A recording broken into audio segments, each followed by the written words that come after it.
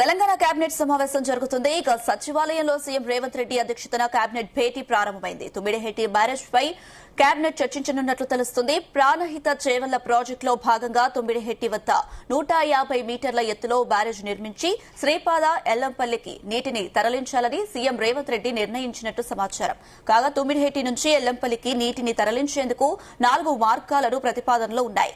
వీటిపై కేబినెట్ చర్చించి నిర్ణయం తీసుకునే అవకాశం ఉంది. ఉద్యోగులు పెన్షనర్ల సమస్యలు డిమాండ్లపై మంత్రి మండలి చర్చించినట్లుగా తెలుస్తుంది. ఉద్యోగులు పెన్షనర్ల పెండింగ్ బిల్లులు 100 రోజుల్లోనే క్లియర్ చేయాలని భావిస్తున్న ప్రభుత్వం అందుకు సంబంధించిన కార్యాచరణపై కేబినెట్ భేటీలో నిర్ణయం తీసుకోనుంది.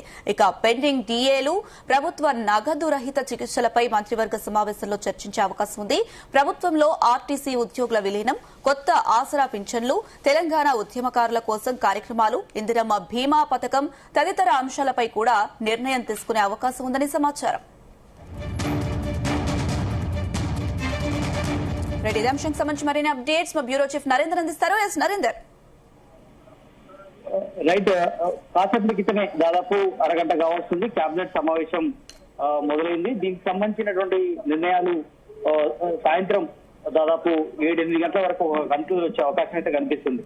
ఇందులో ప్రధానంగా మనం చూడొచ్చు, రైతాంగం సంబంధించినటువంటి సమస్యలతో పాటు తాజాగా జరుగుతున్నటువంటి పరిణామాల మీద ఈ రోజు కేబినెట్ లో చర్చ జరుగుతుంది. ఒక పక్క 5 రాష్ట్రాల రిజల్ట్ సంబంధించినటువంటి దాంట్లో కాసేపు ముందు సీఎం రేవంత్ రెడ్డి సచివాలయానికి చేరుతున్నారు. మొదటి అరగంట కేరళలో జరిగినటువంటి పరిణామాలు, కేరళలో సీఎం రేవంత్ రెడ్డితో పాటు పలువురు మంత్రులు అక్కడికి వెళ్లి ప్రచారాన్ని నిర్వహించినటువంటి నేపథ్యంలో దానికి సంబంధించి కొంత అభినందనలు తెలుపుకున్నటువంటి నేపథ్యం మనకు కనిపించింది. దాని తర్వాత వివిధ అంశాల మీద ఇక కేబినెట్ సమావేశం చర్చకు వచ్చింది. ఇందులో మంత్రులందరూ హాజరయ్యారు. కేబినెట్ అజెండాలో 21 అంశాలు ప్రధానంగా చేర్చారు. కొన్ని అజెండా లేని అంశాల మీద కూడా కొన్ని తీసుకొచ్చినటువంటి నేపథ్యం కూడా ఉంది. అయితే ఇందులో ముఖ్యంగా రీసెంట్ గా మనం చూసాం ఆర్టీసీ కార్మికుల సమస్యలతో పాటు ఉద్యోగుల సంబంధించినటువంటి ఇష్యూ. ఎందుకంటే ఉద్యోగులు దాదాపు 15 లక్షల మంది ఉన్నారు. 15 లక్షలకు సంబంధించినటువంటి దానికి సంబంధించినటువంటి పిఆర్సీ కావచ్చు, మిగతా డిఏడిఏలు కావచ్చు, మిగతా అంశాల మీద ప్రధానంగా చర్చ జరిగే అవకాశం ఉంది. నిన్న సీఎం రేవంత్ రెడ్డితో కూడా భేటీ జరిపారు ఎంసీహెచ్ఆర్డీలో. వాళ్ళు కొన్ని హామీలు పెట్టారు. ఆ హామీలు దాదాపుగా ఒప్పుకున్నటువంటి పరిస్థితి కూడా అనిపించింది. అయితే ఎప్పటిలోకి అమలు కావాలి అన్నటువంటి దాని మీద కన్ఫ్యూజన్ కు ఇవాళ కేబినెట్ సమావేశంలో చర్చ జరిగే అవకాశం ఉంది. ఆర్టీసీ కార్మికులకు కూడా కొన్ని హామీలు ఇచ్చారు.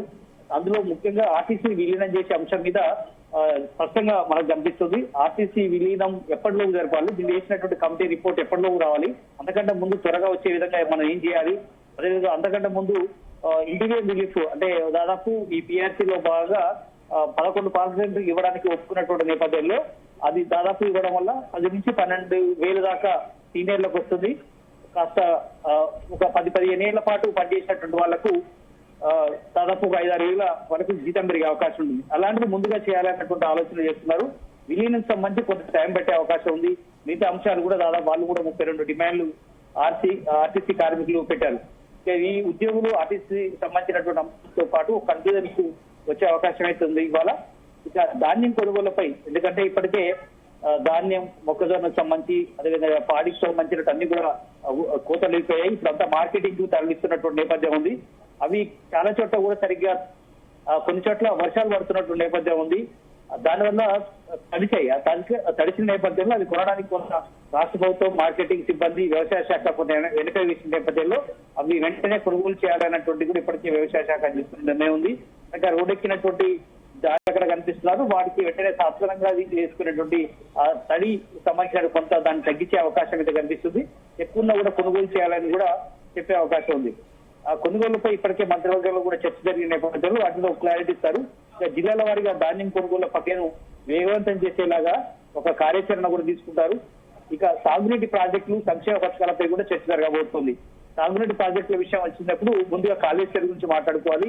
కాళేశ్వరం సంబంధించి ఇప్పటికే ఒక కమిటీ వేశారు. దానికి సంబంధించి రిపోర్ట్ ఇచ్చింది. కేబినెట్ సమావేశం జరిగింది. దాని మీద అవకతవకలపై సిబిఐ విచారణ కూడా రాష్ట్ర ప్రభుత్వం కోరిన నేపథ్యంలో సిబిఐ విచారణ చాలా స్లోగా జరుగుతున్న నేపథ్యంలో సిబిఐ డైరెక్టర్ కలవాలని డిమాండ్ కూడా ఉంది. దానికి సంబంధించి ఇప్పటికే సీఎం రేవంత్ రెడ్డితో పాటు మంత్రి మండలి అంతా కూడా గతంలో నిర్ణయం తీసుకున్నారు. దానికి ఫిక్స్ చేశారు. వాళ్ళ టైం తీసుకొని వెళ్ళాలి ఢిల్లీకి అని కూడా అనుకుంటున్నారు.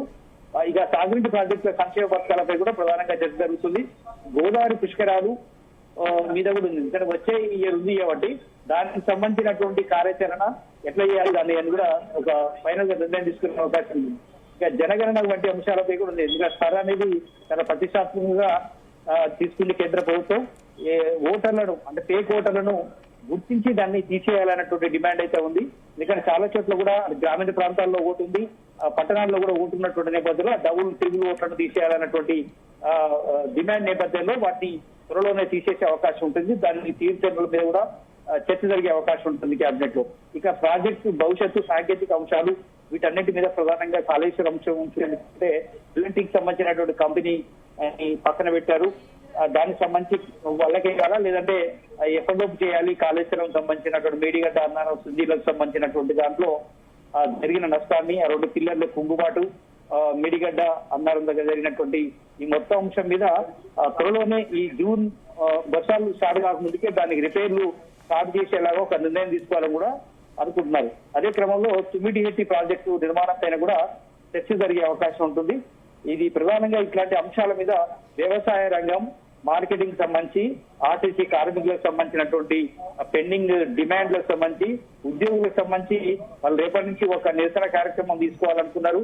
బట్ నిన్న మొన్న ప్రామిస్ చేసిన నేపథ్యంలో ప్రభుత్వం కనుక సానుకూలంగా ఇవాళ కేబినెట్ లో నిర్ణయం జరగకపోతే వాళ్ళు భవిష్యత్ కార్యాచరణ రేపు వాళ్ళు ప్రెస్ మీట్ పెట్టి మాట్లాడే అవకాశం అయితే కనిపిస్తుంది. ఇట్లాంటి అంశాలు ప్రధానంగా ఈరోజు కేబినెట్ లో సమావేశం జరుగుతున్నాయి.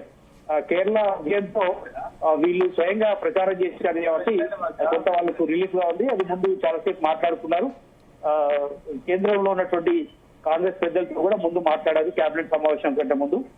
ఇంకా కొన్ని టేబుల్ అంశాలు కూడా చర్చించే అవకాశం ఉంది. రాష్ట్రంలో ఉన్నటువంటి పలు అంశాల మీద చర్చ జరిగే అవకాశం ఉంది. ఎంపీటీసీ జెడ్పీటీసీ ఎన్నికలకు సంబంధించి కూడా ఎప్పుడు డేట్ ఫిక్స్ చేయాలి అని కూడా భావిస్తున్నారు. రేపటి నుంచి రేపు లేదా ఎల్లుండిలో మళ్ళీ రైతు భరోసా నిధులు 3 ఏళ్ళు పడే అవకాశం ఉంది కాబట్టి ఆ రిలీజ్ డేట్ కూడా ఇవాళ కేబినెట్ లో చర్చ జరుగుతుంది.